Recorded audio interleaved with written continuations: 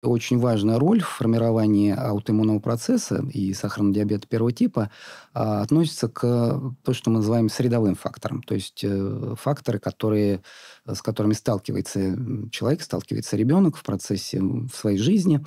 И очень много в этом направлении проведено исследований, да, в поисках, собственно говоря, запускающего механизма, да, который воздействует на иммунную систему или же воздействует на бета-клетки и запускает вот такую в общем, патологическую иммунную реакцию. И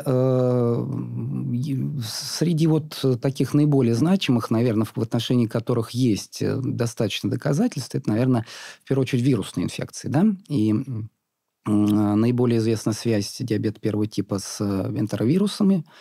И показано, что, в общем, такая вот персистирующая, то есть длительная энтеровирусная инфекция может действительно запускать аутоиммунный процесс.